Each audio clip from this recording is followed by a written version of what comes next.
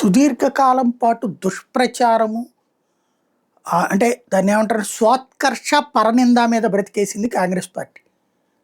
Print media, electronic media కూడా దేశంలో వాళ్ళకు అనుకూలంగా నిర్వహించేది. కమ్యూనిస్టులు కూడా ప్రభుత్వాన్ని విమర్శించిన అంతకంటే ఎక్కువ బీజేపీని, హిందుత్వ విధానాలని వ్యతిరేకిస్తూ విమర్శిస్తూ వచ్చేటప్పటికి ప్రజలు వాటినే నమ్మారు.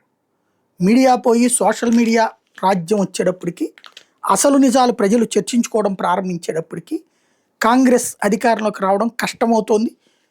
దేశంలోకి అనేక రాష్ట్రాల్లో పోతుంది. ఉనికి కోసం కొట్టుకోవాల్సి వస్తుంది. దీంతో ఇప్పుడు మళ్ళీ సోషల్ మీడియా దుష్ప్రచారానికి తెరదీశారు. కమ్యూనిస్టులు కూడా కాంగ్రెస్ షూస్లోకి ప్రవేశించారు. ఎందుకంటే వాళ్ళకు కూడా ఇప్పుడు వాళ్ళ ఉనికి కూడా ప్రమాదం అవుతుంది కాబట్టి. తాజాగా ఇప్పుడు ఇరాన్ మీద ఆయిల్ ఆంక్షలు ఎత్తేసింది ఎవరు? అమెరికా. హార్ముజ్ జలసంధిని దిగ్బంధించినటువంటి అమెరికా ఇరాన్ షిప్స్ని వెనక్కి పంపిస్తోంది తప్పించి ఇరాన్ నుంచి ఆయిల్ కొనుక్కోవద్దని చెప్పట్లేదు. భారతదేశానికి 2 ఆయిల్ షిప్లు వచ్చినాయి. లేదు ట్రంప్ నిన్న ఫోన్ చేసింది ఆయిల్ షిప్లు వెనక్కి పంపించడానికే. దాంతో అవి వెనక్కి వెళ్ళిపోయినాయి. భారత్ దిగుమతి చేసుకుని పంపించింది. అంత ఉచ్చబడిపోతుంది ట్రంప్ పేరెత్తితే మోడీకి అన్నటువంటిది వీళ్ళు చేసే వ్యాఖ్యలు.